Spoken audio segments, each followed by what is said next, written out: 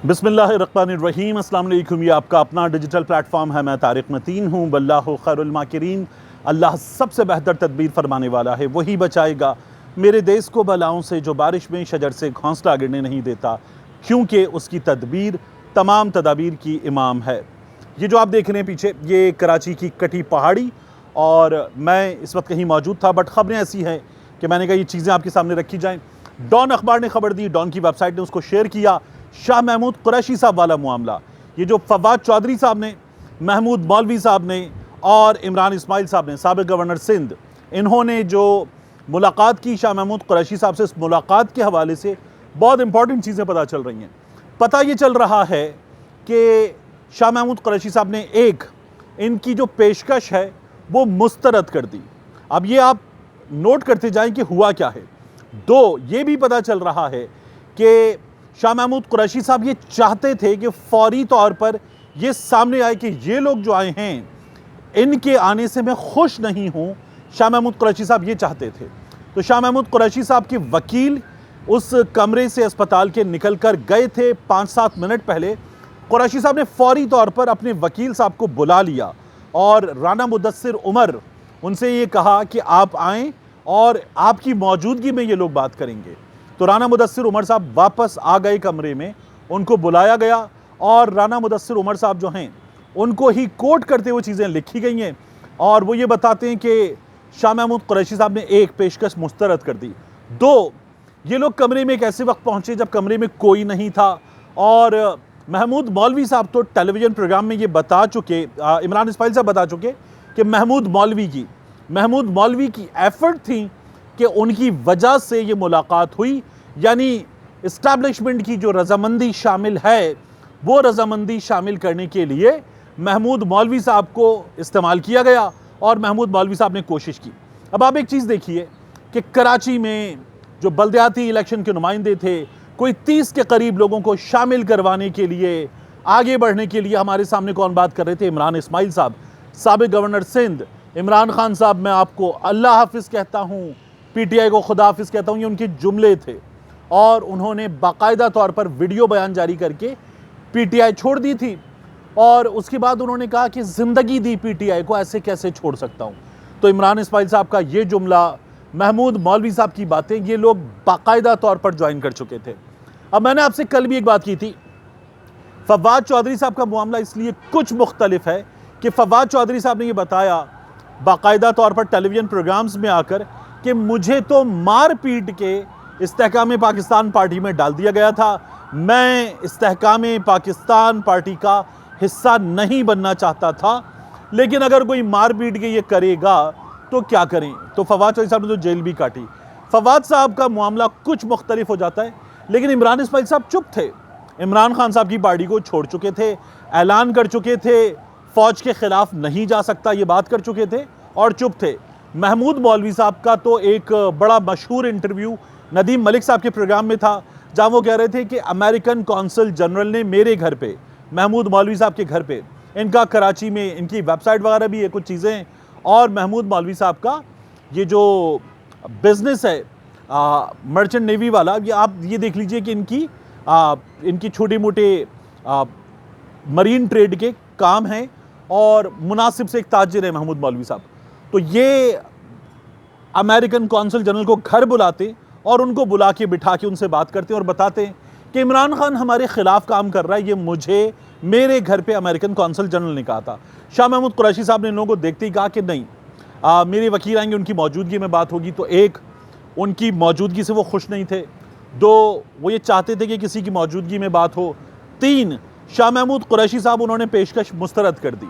अब इस पेशकश में किसी हद तक इस्टेब्लिशमेंट से बातचीत शुरू हो चुकी है इन लोगों की,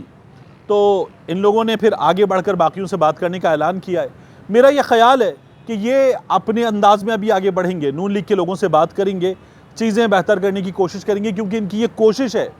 कि पीटीआई के कुछ लोग मिलें यास्मीन राशिद साहिबा से, एजाज चौधरी साहब से, मियाँ महमूद रशीद साहब से, उमर सरफराज चीमा साहब से, कोट लखपत जेल में जो सीनियर कायदीन हैं उनसे मिलें, उनसे मिलकर बात करें और देखें कि क्या किया जा सकता है। लेकिन डॉन अखबार की खबर ने ज़रा कबाड़ा कर दिया है उन एफ़र्ट्स का जो ये लोग कर रहे थे, और शाह महमूद कुरैशी साहब जो हैं उन्होंने बता दिया कि मुझे कबूल नहीं है, ये बात हमारे सामने आ चुकी। अब इसके बाद बहुत अहम है, आप देखिए कि DGSPR साहब ने, ये पता चल रहा है कि कुछ एंकर्स को बुला लिया है जो कल DGSPR साहब से मुलाकात करेंगे। सोशल मीडिया पर खबर आ रही है, अगर कल ये मुलाकात हो जाएगी, कल शाम में या ट्यूसडे को हमारे सामने आ जाएगा कि DGSPR साहब ने क्या इंटरेक्शन किया है, तो मज़ीद ये जो खबर आज की है सोशल मीडिया की कि DGSPR साहब ने एंकर्स बुला लिए हैं और जो बुलाए गए हैं उन्हीं की वजह से ये खबर बाहर आ रही है, तो पता चल जाएगा अब रीज़न क्या है बुलाने की, DGSPR साहब ने क्यों बुलाया। दानियाल चौधरी साहब ने एक बात की एक से ज़्यादा टेलीविज़न प्रोग्राम्स में, मैंने आपसे पहले भी कहा था, इस्टेब्लिशमेंट को, बाकायदा जर्नलों को ये सोच लेना चाहिए कि अगर हाइब्रिड हुकूमत है, जैसा कि वो खुद मुंह से कह रहे हैं, तो भी कौन बात करेगा कौन बात नहीं करेगा, किस पे ट्रस्ट किया जा सकता है कि उसको बात करने दी जाए, ये देख के चलना चाहिए। दानियाल चौधरी साहब कम तजुर्बेकार हैं, नौजवान हैं, ज़्यादा एक्सपीरियंस नहीं है मीडिया को हैंडल करने का, इतने बड़े इश्यूज़ पर बात करने का, और इनकी हसासियत कितनी है इसका आइडिया नहीं है। तो दानियाल चौधरी साहब ने ये कहा कि पाकिस्तान की फ़ौज जब गज़ा जाएगी तो ये जो इंटरनेशनल स्टेबलाइजेशन फोर्स है उस ISF में पाकिस्तान की फ़ोर्स गज़ा में अमन के क़याम के लिए काम करेगी, और उनका जुमला था क्रॉस बॉर्डर टेररिज्म को रोकेंगे। अब अगर हम पैलेस्टाइन की साइड पर मौजूद हैं हमारे फ़ौजी और क्रॉस बॉर्डर टेररिज्म को रोकेंगे तो हमास को रोकेंगे, और हमास की किसी एक्टिविटी को हमारा एक MNA बैठकर कह रहा है वो टेररिज्म है, और अगर वो दोबारा होगा तो क्रॉस बॉर्डर टेररिज्म होगा। जबकि ये तमाम नून लीग के लोग या इस सिस्टम के लोग ये नहीं बताते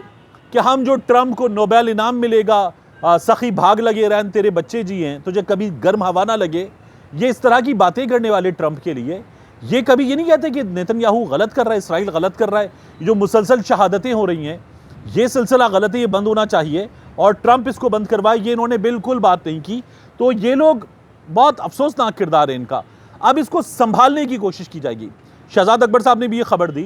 तो संभालने की कोशिश की जाएगी, और DGSPR साहब is likely to come up with something कि जिसके ज़रिए इस चीज़ को शायद एक काउंटर नरेटिव दिया जाएगा या चीज़ों को ज़रा हैंडल करने के लिए बेहतर एफर्ट की जाएगी। ये DGSPR साहब हमें मुमकिन तौर पर करते हुए नज़र आ रहे हैं। अब इन चीज़ों को देखिए आप, और इनके साथ एक और चीज़ देखिए कि मीना खान आफरीदी साहब ने, नौजवान वज़ीर हैं, सुहेल आफरीदी की कैबिनेट में हैं, सुहेल आफरीदी के बड़े अच्छे दोस्त हैं, उन्होंने जो जुमले कहे वो ये कहते हैं कि इमरान खान की रिहाई मुहिम उसको हम चलाएंगे, और PTI पर मुसलसल जुल्म ढा रहे हो तुम लोग, फिर तुम लोग 9 मई का ड्रामा करते हो, और तुम लोगों ने वज़ीर आला सुहेल आफरीदी की वीडियो जिसको 9 मई का कह के चलाया वो 9 मई की नहीं है, नून लीग और इस्टेब्लिशमेंट ये मिलकर कर रहे हैं। वीडियो 16 मार्च की है, ज़मान पार्क की है, 16 मार्च ज़मान पार्क पहुँचो, ज़मान पार्क पहुँचो, PTI के कारकुन दौड़ते हुए पहुँचते थे वहाँ, तो एक बार बाकायदा स्टैंड ऑफ जैसी सिचुएशन थी जो 2 दिन जारी रहा था, वो उस मौके की वीडियो है। तो मीना खान आफरीदी ने प्रेस कॉन्फ्रेंस की, मैं पहले भी कह रहा था कि क्या कोई जवाब देगा, बाकायदा फेक न्यूज़ वाला काम किया इख्तियार वली ने, मीडिया ने साथ दिया, तो मीना खान आफरीदी साहब ने जवाब दे दिया है। ये मैंने गुज़श्ता रोज़ भी आपसे कहा था कि PTI को जवाब देना चाहिए, अब ये जवाब दे दिया गया है, और ये बता दिया गया है कि 9 मई ड्रामा था, आप लोगों ने करवाया है, जो कर रहे हैं आप लोग कर रहे हैं, हम एक्सेप्ट नहीं करते, पाकिस्तान तहरीक इंसाफ यहाँ आ गई है। तो सुहेल आफरीदी साहब जो हैं और उनकी हुकूमत, जिनके लिए बाकायदा मखसूस भोंपू सहाफ़ी इस्टेब्लिशमेंट का राग गलापने वाले, वो ये कहते हैं इसकी ज़बान ख़राब है, जिसकी ज़बान आप ख़राब करार दे रहे हैं उसके लिए तालिबान का है, दहशतगर्द है, रॉ से ताल्लुक़ रखता है, स्मगलर है, ये उसके लिए बातें की गई हैं, उसको वज़ीर आला बनने नहीं देंगे ये कहा गया है। फिर उसके बाद उनकी जानिब से एक सेनेटर खुर्रम ज़ीशान एडवोकेट वो आना चाहते हैं, तो उनके सामने एक ATM उतारा जाता है कि लगा पैसे जीतेगा। कैसे जीतेगा जब वोट नहीं टूटा वज़ीर आला के मामले में, वोट नहीं टूटा खुर्रम ज़ीशान के मामले में, तो फिर पाकिस्तान तहरीक इंसाफ की सफ़ों में चीज़ें इंटैक्ट हैं। और इसीलिए ये गरज बरस के जो मीना खान आफरीदी साहब आए हैं वो इसीलिए आए हैं, तूफ़ानी प्रेस कॉन्फ्रेंस उन्होंने इसीलिए की है कि वो अपना मौक़िफ़ सामने इसी अंदाज में रखना चाहते थे। अब यहाँ इन हालात में ये कहा जा रहा है कि देखो खैबर पख्तूनख्वा की हुकूमत, मरकज़ की हुकूमत, इस्टेब्लिशमेंट जो कुछ कर रहे हैं उसमें रोड़े अटकाएगी और हम अफ़गानिस्तान के, तालिबान के और दहशतगर्दों के मसले को निमटना, उसको हल करना चाहते हैं, लेकिन ये हुकूमत प्रॉब्लम करेगी। तो ख्वाजा आसिफ साहब बाकायदा तौर पर कहते हैं कि तालिबान प्रोपेगेंडा कर रहे हैं, हम मुस्तरद करते हैं, दफ्तर खारजा मुस्तरद करता है। लेकिन सुहेल आफरीदी साफ तौर पर कह चुके कि हम ऑपरेशन के ख़िलाफ़ नहीं हैं, हम सबसे पहले हैं कोलैटरल डैमेज के ख़िलाफ़, और हम इस ऑपरेशन में ये चाहते हैं कि अगर ये इंटेलिजेंस बेस्ड ऑपरेशन है तो स्प्रे ऑफ बुलेट ना हो, टारगेटेड कार्रवाई हो। ये सुहेल आफरीदी साहब ने, जो उनकी पहली मीटिंग हुई इस्टेब्लिशमेंट से, उसमें भी वाज़ेह कर दिया था। मिलते हैं इंशाअल्लाह आपसे अगली वीडियो में।